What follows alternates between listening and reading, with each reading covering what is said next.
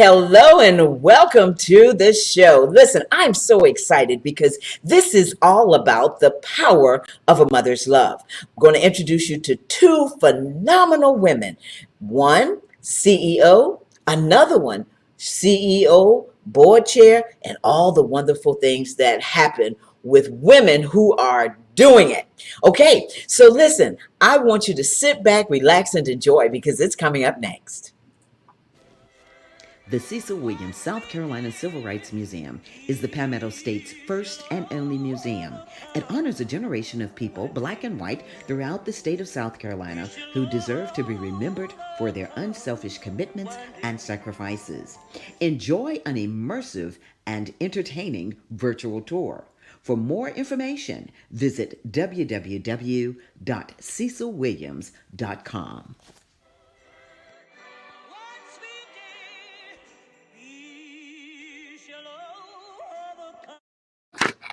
Well, I told you that we have an exciting show for you today.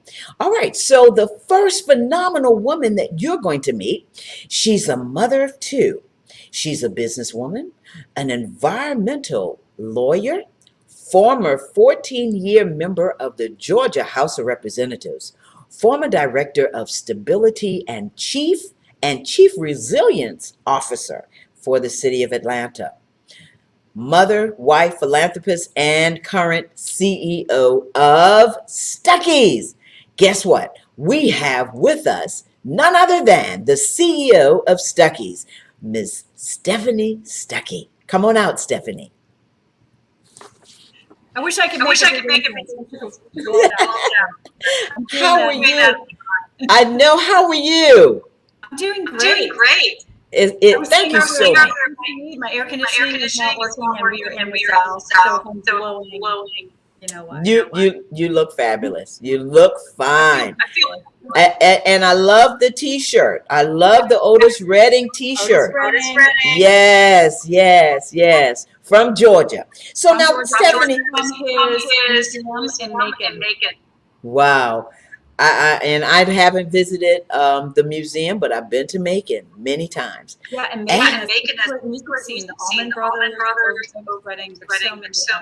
But really, like a lot of the Southern food, soul, and that early rock. Mm-hmm. The Allman Brothers are really full rock. Yes. Very much part of that. Well, Stephanie, listen.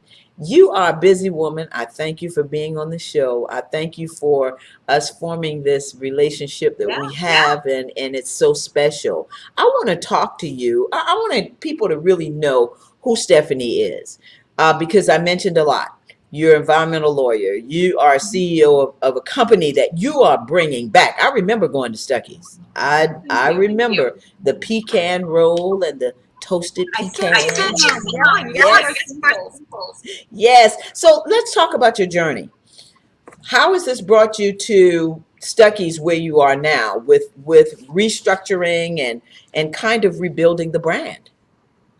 Well, thank you. It's been a crazy career journey that I've had. I was sustainability for City of Atlanta. And was happy in the sustainability world. I got a call from my business department. And they asked me to buy their shares of Stuckey's. So at age 50, I had a complete career pivot from doing environmental work to reviving the fans. Wow. Funny. Yes. And you know what? It may be the streaming. So if you can, you may have to move a little closer. Okay. So that we can hear you. So yes, better. Yes. Get a close up. Yeah. Get a close up. Where you see all the Yeah. So listen, Stephanie, let's talk about this because, as I said, I love the fact that you are rebranding, restructuring how Stuckey's is. I love the fact that you sent me, and thank you so much for the toasted pecans and the famous pecan roll. I want you to know you can preview of our new product line. Because we just started that. Really? So for the first time since 1994, we're actually making product ourselves. Wow. So for people that don't know, Stephanie, I got something real special for you. So Stucky one, come on, Miss Tiana, you hold on.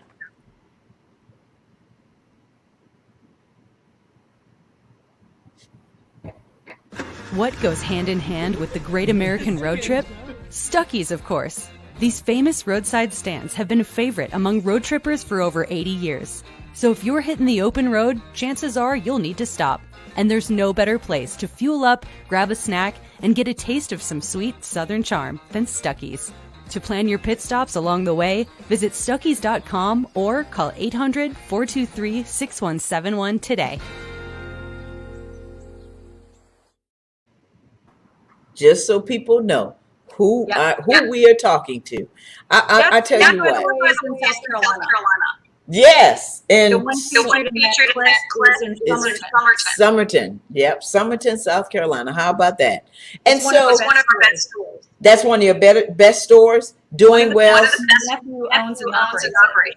Oh wow, family Yeah. business, family business. So we're here, and not only to talk about how you are as a businesswoman, but also because you're a mother. You're a mother of a son and a daughter. And so I want to ask you, when you think about a mother's love, what does that mean to you? It means staying up all night with your kids sick. It means changing a business around and go out to pick your daughter up from a It means working in hours so you can tuition for your son. Mm-hmm. Yeah, that's right. That's right. And that's what mothers do. Whatever you can make your kids successful. Wow. That's what mothers do. I mean, that's what we do. We kind of sometimes kind of put tough love. And sometimes we put ourselves on the back burner. Yeah. Wow. So let's talk about this, because we have a beautiful picture of you and your mother, and I want to show everyone this picture My mom's awesome. as well. Yeah. Wow. Look at you reading and your mom in your mom's lap. Now that was a professional picture. My mom loves to read. She's a huge reader, and she has taught me to love Faulkner and Bill Welty, Flannery O'Connor, Southern literature aficionado. So really taught me to love reading. To this day, every day. Always got. And so what is the biggest lesson that you learned from your mother? You learned reading. What are some of the other lessons that you learned? The biggest lesson, I would say. I the typical Southern mother was still Magnolia. So gracious, and so warm. On the surface, the toughest nails. So that's something I love about her, is that that's like you're very gracious. Mm-hmm. But at the same time, you don't walk all over you. That's I think right. that's just something about Southern women. Yeah. Is that it's not her thing. That's right. That's right. Yeah. Oh, wow. And so talk about your experience and memories of raising your children, because your children now are at the age where your son is at Auburn. Yes. And your daughter, just graduating, all those types of things. So talk about what those experiences or memories were for you. I think the most important, accept your kids are, and not get too tied up in what you think they should be. Mm-hmm. And it's not always, because you have certain ideas you want them to do, but accept them as they are. I'll give you an example. My son has ADHD, and he's actually not my ex-husband, but his dad really had a hard time getting grips with it, and we really struggled with that. Should we get tested? What's your treatment? And you just have to accept that, he's got this issue, but at the same time, it makes him a better person. Mm-hmm. I started looking into not just ADHD and how you treat it, individuals with ADHD who are successful. And some of the most successful people we know have had ADHD. That's right. They're creative people. trial lawyers, they're sports broadcasters, they're actors, they're entrepreneurs. Mm-hmm. They balance energy. They can multitask. So I guess learning to be privileged where they're at. Mm-hmm. Accept them as they are. Don't try to make them something that they're not. Yeah. You're not going to put up with them. Exactly. Don't accept them. Yeah, exactly. I mean, you've got to let them be who they are.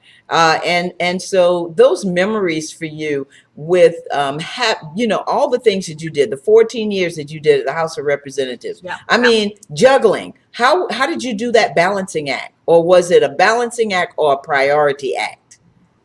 It's everything. It's really integration. I took my kids with me everywhere. They've been in committee meetings. They've been on the House floor. Breastfed on the floor. When I was in the Georgia legislature. I took them to all sorts of political rallies. I remember my daughter was 5 years old. I put her in front of a microphone at a Obama rally, had her speak. So they just went with me. Wow. So they've met everybody from Stacey Abrams to John Lewis to everybody. Yeah. Wow. Governor.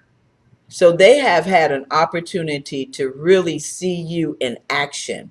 And so where are they going with this? Are they going to be part of the family business, or do they have their own interest? My daughter's really figuring out which she's a freshman in high school. So no pressure. My son is in college, and he's really interested in business.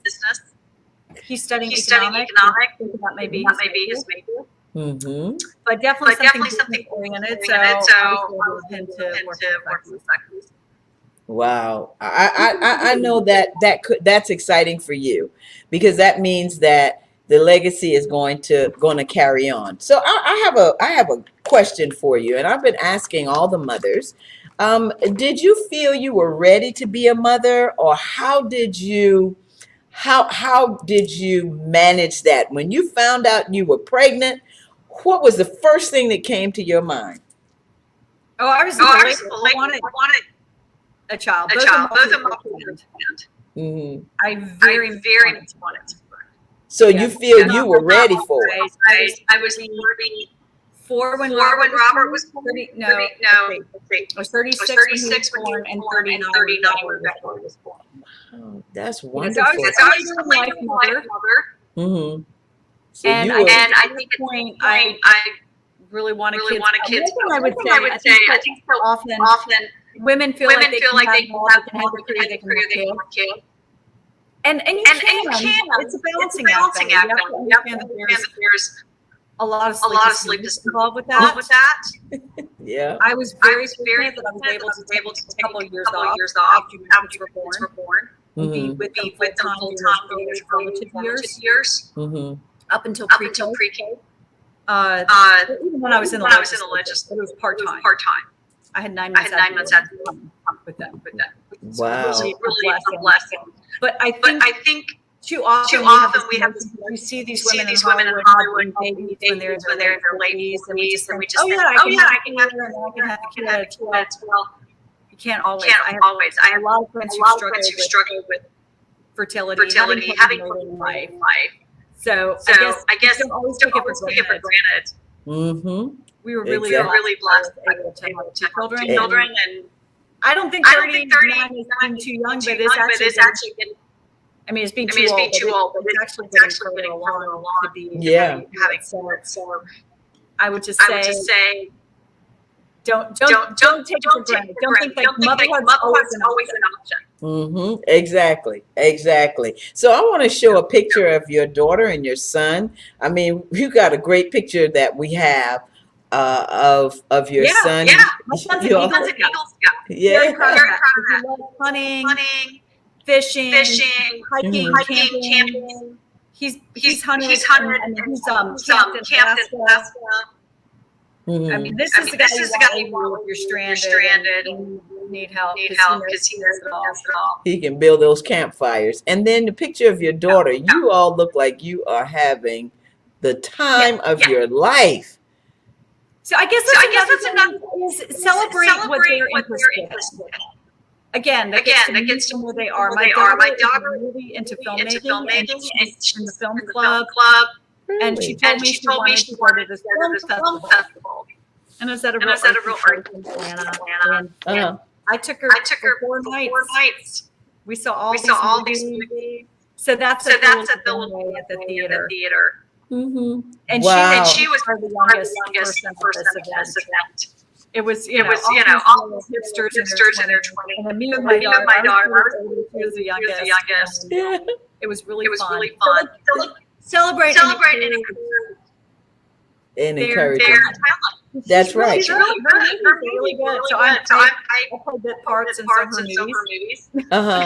Well, I tell her I will, if she needs anybody to act, I'll be available. I'll come to Atlanta. Let her know. Yes. And I'd love to have her come on the show. Being her actress. Yeah. But she doesn't get roles. I'm like in a cameo. I always yeah. Well, listen, what do you feel is the most important lesson that you want your children to learn from you?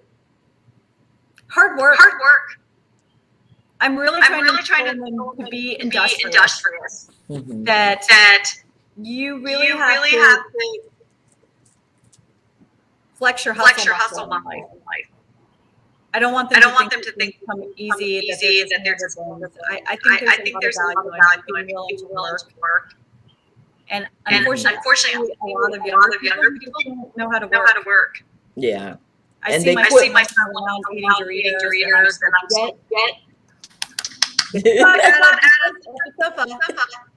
I gotta listen to you. You're not laying around. Wow. Yeah. And I think be lay around all day. Mm-hmm. That's right. If you go to work, my mother always used to say, if I gotta go to work, you gotta get up. Especially if you're home, you have to get up. You have to do your chores. You have to do the things that are in the house, and I played the piano, so I had to practice my piano lessons and clean up, do all those chores, vacuum the floor, and do this. So yeah, you're right. And yours, yeah, because you know the value of hard work. That's right. My son worked in Stucky's warehouse, and he was so exhausted that he collapsed. He's like, Mom, minimum wage jobs are hard. That's right. That's why you get college. That's right. That's right. Well, Stephanie, I wanna shift gears because you were so kind to send me the Stucky's toasted pecans. And when I tell you these pecans are delicious, they are delicious. And the pecan roll, I mean, just I can't say anything else, but I was like, okay, I gotta save some for the show. And so the viewers that are looking, I want them to be able to have an opportunity to taste your products. I know this is not out yet. This is not out yet, right? It's coming out in about 2 weeks. Okay. So what you're holding up is our new packaging, and we still don't have all that packaging in. So to make sure we get the product in the stores and some packaging is the same product. So that should be hitting stores in 2 weeks. Okay. And online in a couple weeks as well. And that new package will be ready in about 4 weeks. And the pecan latte is not even productive yet. Oh, it's not. I thought, because this is a staple. This is what you all were famous for, the pecan roll. We've been outsourcing. So since my grandfather sold Stucky's in 1964, he sold the candy plant. So we've had other companies making our pecans, our snacks, our candies for us. Mm-hmm. This is the first time since 1964 we're making the candy ourselves. Wow. And frankly, the quality suffers a little bit as a result. So what you're getting is no high fructose, no refined sugar. the Mhm. best The best quality pecans you can find anywhere. I mean, you're getting the new pecan model. Wow.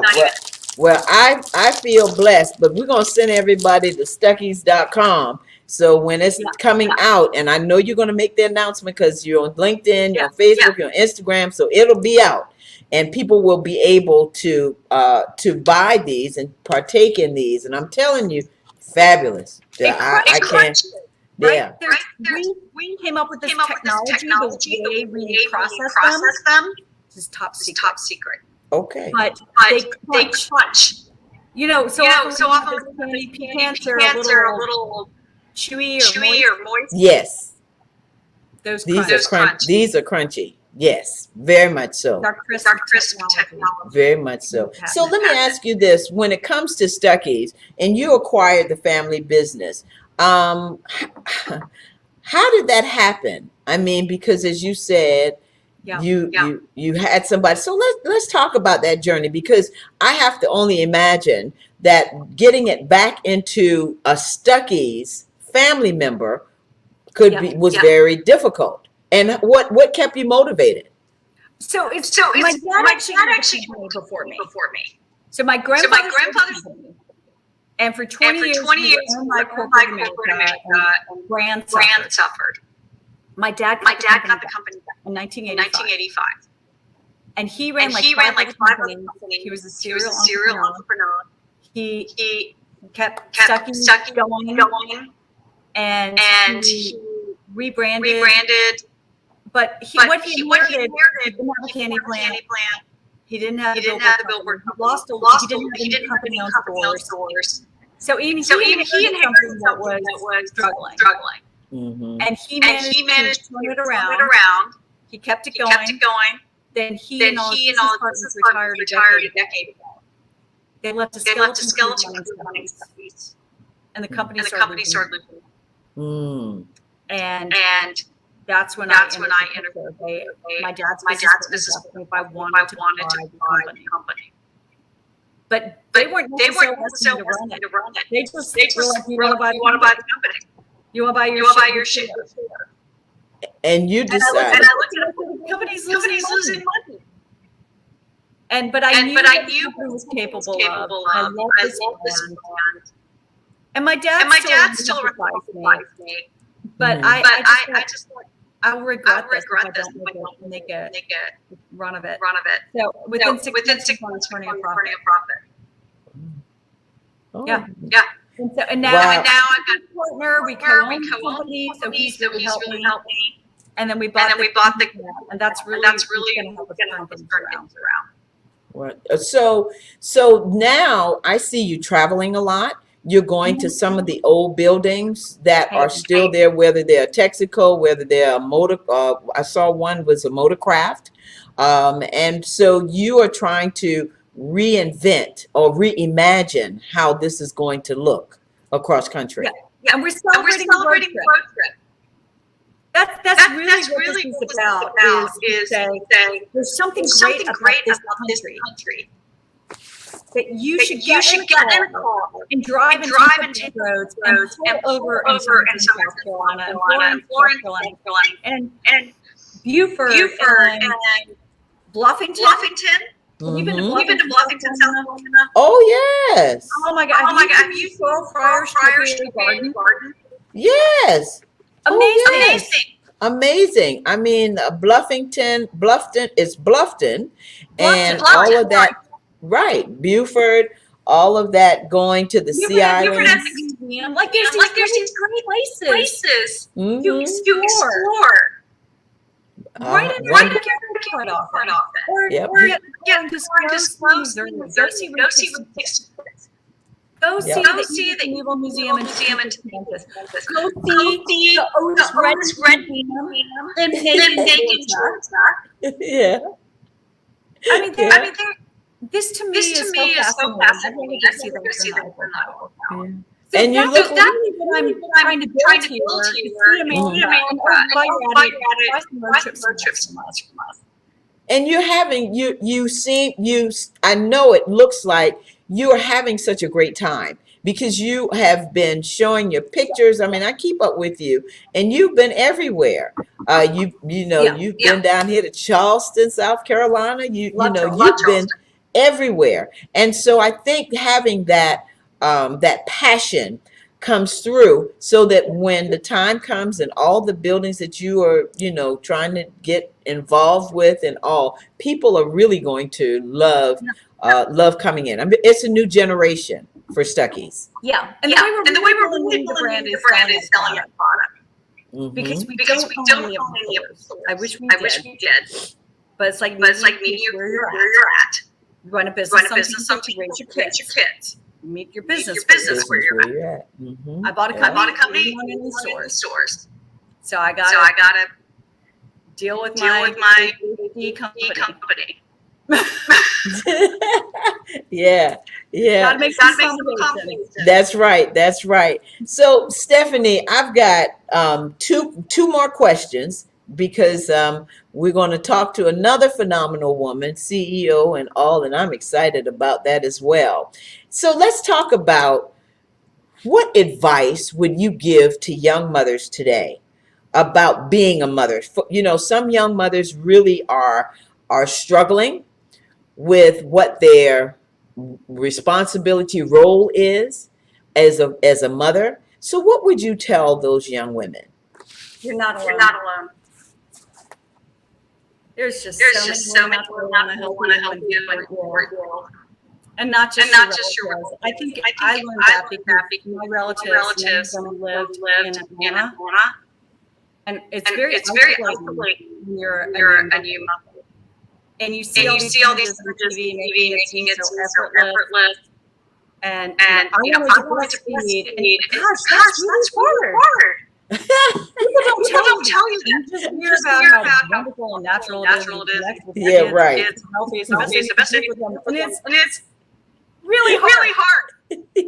How long did you say? I did not enjoy breastfeeding, but I did it a year for each kid. A year, yeah. To the day. How five I'm done. Yeah. But I just feel like we have to do all this. And I'm so glad I did the breastfeeding. But I joined La Leche. The Leche League, and those women really helped me through it. So I just think it's knowing that you're not alone. Yeah. And I would just do this random strange playgrounds, like my friend. And I met people that I met other mom. Sometimes I didn't fit in some of those mommy groups because mommy seemed all perfect. They were all like full-time moms, and I wasn't. I was partial working, and I just felt I didn't fit in. But you find your niche. Right. I found a couple of moms. I remember going to today when my son was in pre-K, and they had like the Parents' Day with all these foods plus that you could sign up for, and they all accept per. And they had all this like club and the sewing club. And I said, "Where's the club for the working moms?" And they're like, "Go over there. It's Joanna." I'm serious. There's like working mom. And I said, "I hear this club." And she said, "Yeah, he's what we do. We all work. So we check all the jobs for the teachers, and that's what they want." I'm like, yes. Perfect. I'm in. She's like, I'll just send you an email and ask for a check. Wow. So you're not alone. You're not alone. There's Joanna with the working moms. Great. That's wonderful. Yeah, and that's great advice, because a lot of young mothers today are feeling, overwhelmed. And as you said, the best thing for them to know is that you aren't alone. And I know the next guest is going to have some true wisdom for us after having six children. And so she's going to have some wisdom to share with us. So now, what are the 3 words that describe Stephanie? Wow. Authentic. I like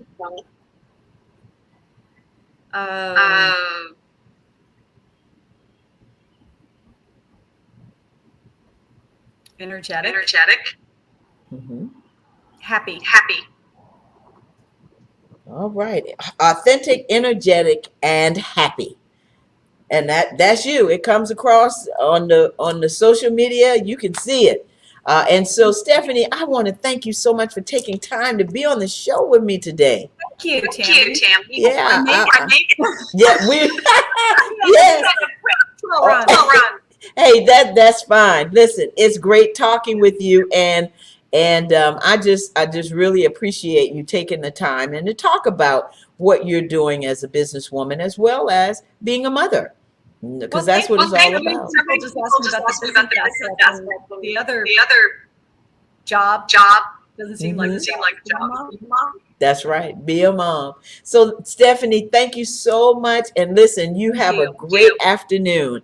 And I look forward to seeing you soon in person. I'd love to visit Charleston. Okay. That's a plan. That's a plan. All right. Take care of yourself. Thank you. Thank you. Bye. All right. Listen, you heard it right here. That's the CEO of Stuckey's, Miss Stephanie Stuckey. And I tell you what, she had a lot of great information as a businesswoman as well as a mother. And so we're going to meet this next woman who's a very special person in my life. So sit back. We'll be right back.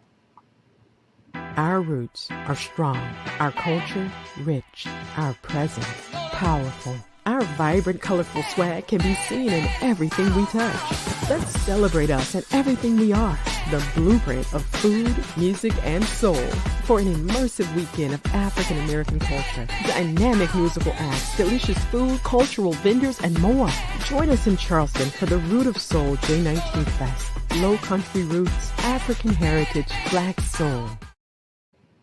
All right. Well, the next phenomenal woman that you're going to meet, let me tell you about her. She is phenomenal, amazing. I mean, if I could say all the words and come up with all the adjectives, I couldn't say enough about her. She is a mother of 6, a grandmother of 15, 22 great grandchildren, 1 great grandchild. She is a native of Charleston, South Carolina. Currently, she is the chair of the board of directors for the Gullah Society. She's also the former executive director of Jenkins Orphanage, located in Charleston, and she's a recipient of many awards, but one of the awards that we want to just lift up is the Charleston Branch NAACP Lifetime Achievement Award. Now, she lived in California, did all those things. You're going to hear from her. I'm telling you, I can't say enough about this phenomenal woman. So, introducing Mrs. Joanna Martin Carrington, better known to me as Aunt Joe. Come on out, Aunt Joe. Hey, Aunt Joe. How are you? I am fine. Yeah, listen, thank you so much for being on the show. Aunt Joe, let's talk a little bit about your journey. Because for most of all, can I say your age? Yes, you can. All right, may I? And the age, ladies and gentlemen, 89 years old. And she still works like she's 50, 40. She does more than I could even imagine of doing. So when I grow up, Aunt Joe, I want to be just like you. That's all I can say. So let's talk about your journey. Your journey as CEO, executive directors, chair, and all the things that you have done. You were in California, and I did mention this, that you were a city councilwoman, a county councilwoman? No, I worked on the school board. That's it, the school board. And among other things, I mean, Joe, you have done some tremendous things. I mean, and you've changed a lot of lives. You are leader in the United Methodist Church. Am I right in saying that? You're right. That's right. And so talk about this journey and how you came back to Charleston and what that meant to you. I really didn't live Charleston forever. At one time, I had a shop. And as you know it, I lived in Washington Park. Mm-hmm. And and my mother mother and my family in in Charleston, Charleston. I I never never thought thought of not of not coming back. coming back. So I So I wanted to wanted come to back come back to to children. children. Mm-hmm. Of course, you know, Because, I you know, I spent with spent you with you when you when were you at were at Howard, Howard, and I worked for and the I worked United for the States United States Labor. Labor. That's right. And so And so I've I not have not wanted to wanted to come back. come back. I just wanted I to just come wanted back to come back when I was when through I doing was through doing my children. my children. Mm-hmm. Wow. So now So now they're coming they're back coming back to be with be me. with me. Yes.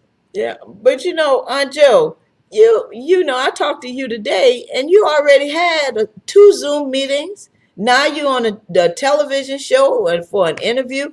I mean, where do you find all of this energy? I don't I know, don't know, Tammy. Tammy. It's It's better better when I when I use use it. it. You know, we're We're doing doing other other things in things in Charleston. Charleston. I I am am involved involved in in cemetery cemetery restoration. restoration. I'm I'm involved involved in in doing doing a a documentary. documentary. City City is doing is doing grandfather, grandfather, and and I I with with a lot of a lot of directives directives for the for the school school of the labor, laborers. youth, Mm-hmm. and of And of course course, on the on board the of board of directors, directors, Charleston Charleston, all of the things the you're talking things you're about, talking about, building building, Uh-huh. that that yeah, I was yeah, part was of. part of. Wow. And And I I feel other things other things that that have coming home coming to home to be Mhm. with be with the history of history film, helping it helping it be be known, known, have the have the children children recognize recognize how how powerful powerful that that is. is. So I So I still still have have two two things. things. Yeah. So, Aunt Joe, I know all of the things that you have been doing have led you to the point where you have taken care of your children. The mother of 6. I want to show that picture, the black and white that we have. And I mean, wow, look at you and look at the children.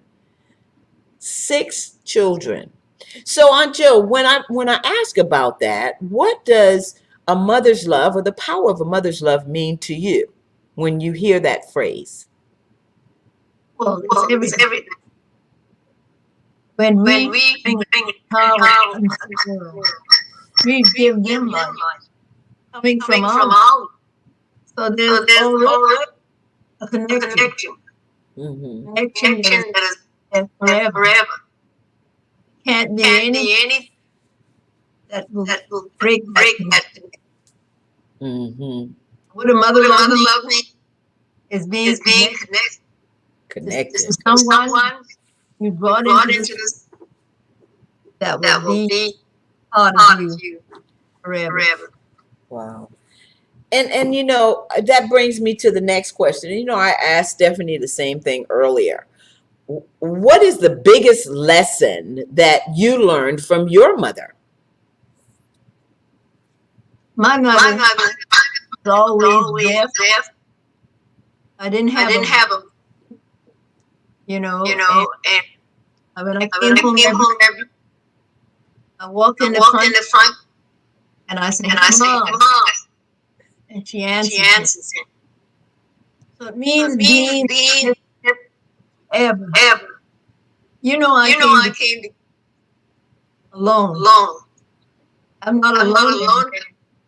Mm-hmm. I have I have three of three my of my sisters here here with me, with me, and Mm-hmm. and every every in and minute very very often, often, both from both from California California and and Kent. Kent. Mm-hmm. So it's a So it's a contact contact forever connect Forever connection. that person you I love that. physically, mentally, and overcome all of these bring together. That's a part of you. Wow. Aunt Joe, we're having a little difficulty hearing you because you're coming in and out, but we're picking up some of the things. You might have to move a little closer, as I did with Stephanie, and possibly that may help some with being able to hear you. So I want to talk about the experiences and memories of raising your children. What did that look like for you with 6 children? Because you're talking about 6 individual people with their 6 own minds and all of. How did you deal with that, raising them? You learn, and as you grow with them, you grow with gradually, you recognize they have and what they are doing. You learn how to. They're individual. They may be other. Each one of them is on everything. So you adapt to he or she has. Mm-hmm. And an individual thing.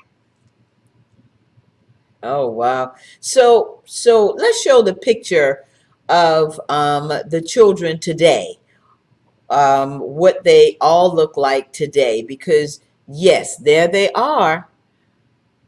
There's Gerald, there's Ralph, there's Stanley, there's Adrian, there's Jamie, and Daryl. Right. I'm not missing anybody. I named them all. Wow. Yeah. Because if we miss them, we don't want to miss them. They looking at the show. If they're looking at the show and they say, well, why she didn't say my name?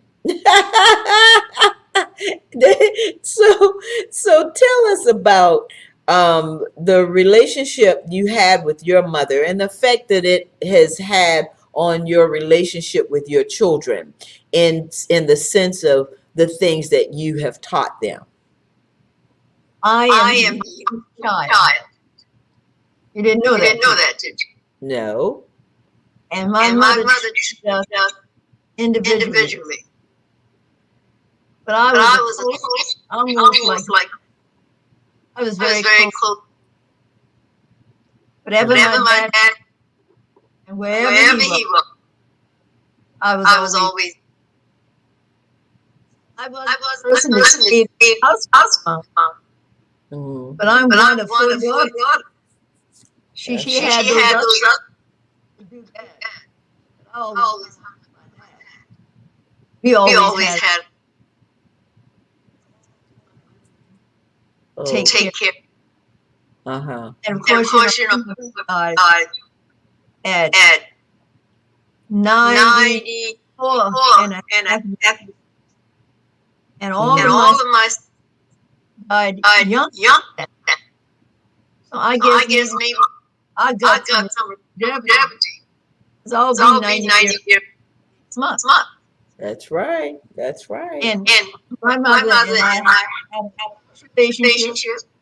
She would fly out to California. Mm-hmm. I would pick her up at Washington and and I came home. You know, I had a travel. And with my travel agent. Yes. Back and forth home very often. So I came around very often. That's right. I forgot to mention, Aunt Joe, you had travel agency. You also had a stocking company where you had stockings. I mean, I still got my AKA stockings, the pink with the little green AKA on them. You had very enterprising. You've always been an entrepreneur and a woman who has worked in many different sectors. And so, you know, how has, I'm sorry, say it again, Auntie. I worked for the city of state of California and of course federal government. And it had me all over the world, and I had a good life. Yeah, you did. I mean, you have a good life. And so when we talk about that, what are some of the lessons that you want to pass on to your children? I want them to know that you can have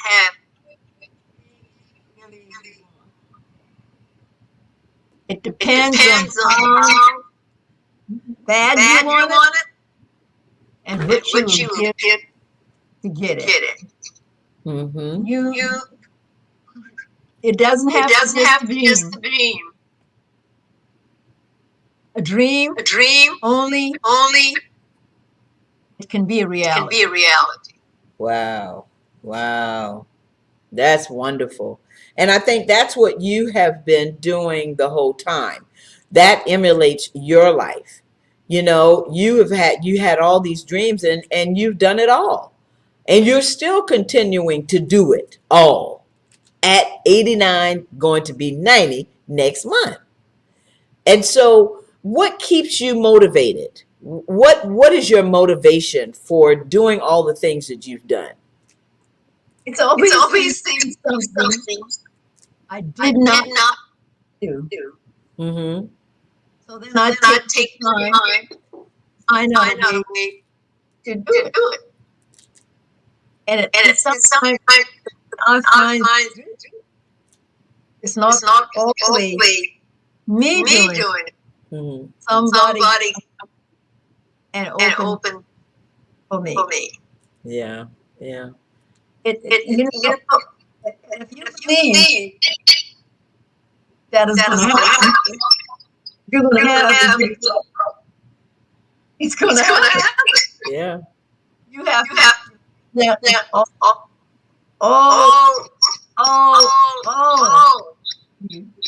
You know when you was the executive director of YWCA, Mm-hmm. I didn't come back secretary, but I was secretary. At the same time, at two United Methodist Church, Mm-hmm. and I also wrote for the Congress. That's right. And then from that, I went to Jenkins. And I worked at Jenkins, yeah. That's right. And of course, we talk about women building industry. Charleston, South Carolina College of the Dawn. I was there first. One of the first African American Board of Trustee member. And of course, the other kinds of things I've done. Labor school. Mm-hmm. Created my own. And I hope to be able to have women be a part of construction. Wow. Now that's huge. That is one huge in this country. We are only one, and that's my dream. Already submitted business. Uh-huh. No, get to do it. Yeah, now you're getting to do everything. And at 90 years old, you are moving. I want to show the picture of the grandkids, at least some of the grandkids in this picture. And look at that. I see you back there with your glasses on. Look at that. Wow. That's not all 22 now. That's not all 15. Not a 22 and the one great grand. That's not them. And so I don't want them to be upset that we did not show their picture, but tell them we mentioned them anyway. How about that? That's great. Yeah. So now, Aunt Joe, how did you, the balancing act, as I talked with Stephanie about that, was it balancing or was it prioritizing? How did you deal with that with raising your children? All of the businesses, all of the all of the things that you have done in the communities in California and Charleston, more so in California because they were raised in California. How did you manage all of that? You know, my children spent a lot of time in Charleston. Yep. So doing the they came this time with my mother to school. Yes. A couple of my came down and attended school. And so that was one. And the other way, I took them a lot of when I was traveling. I took them with me. Mm-hmm. So they have traveled a lot of miles as well. So I had and you know, single mother. Yes. They all got dogs. They all took care of themselves. And they learned a lot. So back to that, got to do it. Mm-hmm. You do. You just do it, right? It's just you just do it. I mean, and I know them coming to Charleston and even coming to the house with us, you know, and how we all were together and we all played softball or kickball or whatever was out there. We did it. Played pool because we had the pool table. So I remember all of that. And those memories are memories that we will continue to have. And we can share, like you say, with your great-grands and your great-great-grand. And all of those. They do come to visit. So they're a part of Charleston as well. Yeah. And of course, your mother and your father has come to me visit Michelle. Yeah, that's right. That's right. And of course, I did the Charles reunion. California. With Charleston.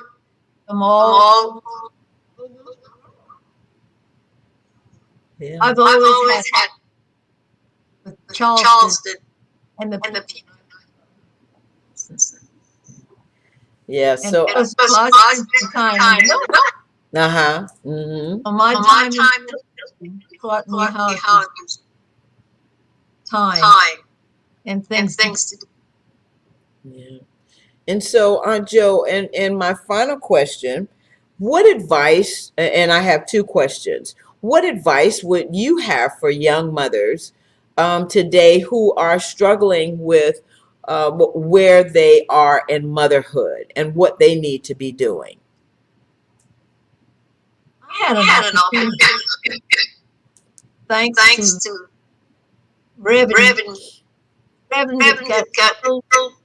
Mother Emmanuel. You know who I'm talking. Reverend Clementi Pinckney, the late Reverend Clementi. Late Reverend Pinckney. Who I found out that young mothers in South Carolina of black entity lost their baby more than any other young mothers in the United States. And he gave to me us a quarter of a million. And we had girls in there, if you recall, that we tried to help come good to their children. And it's funny, asked me that now, because the day I started something very good with some years ago, feeding in the community. Well, today is my day to pick up food to go and deliver. 90 years I old. have delivering food. And I had several food for me today for girls at Jenkins. Wow. And they came to see you. Oh, They come to see have a bag, group, and things to hand. Wow. So how do you again find out we're doing it? You do. Yeah, you just do it. You just do it. Yeah. Wow. You know, we people came from all country. The Methodist. Mm-hmm. I remember. 6 house. Elderly people Mm-hmm. who didn't have to fix their house. And we would find the money. They would do the work. Again, you just today I was talking to my pastor, and I asked him putting potato in a bag. Uh-huh. I had no girl. I'm doing this more. And he said, you know, and I answered, when you do it, Uh-huh. the least among you, you do it. You do it. That's For right. me. That's right. That's So right. when you ask me how, you be open. And if you open for the doing, Mm-hmm. you get to do. Yeah. Wow. Thank you for that, Aunt Joe. I needed to hear that for more ways than one. I mean, every time I talk with you, I learn a lesson. I learn another scripture. I learn another philosophy, another, something else that keeps me going. And so I want to say publicly to you, as I've always said, you my aunt, and I love you dearly, and I thank you for the many years, especially at Howard. I mean, you took care of me. I met many celebrities, your friends, and all who really took care of you, but more so you made sure that I was taken care of when I was in DC. So I thank you. Your mother, your father took care of me as a young mother with children. Being across the street. That's right. They have been family. And family. That's right. That's I right. was on drill forever. Forever. That's right. That's right. Yeah. That's right, Aunt Kitty and Uncle Turner. So Aunt Joe, my sorority sister, Alpha Kappa Alpha sorority. We didn't even say that. Listen, we got to get off the air, but I want you to tell me the 3 words that describe you, Aunt Joanna Martin Carrington. Oh my goodness. The 3 words are people like you. Uh-huh. That's my description.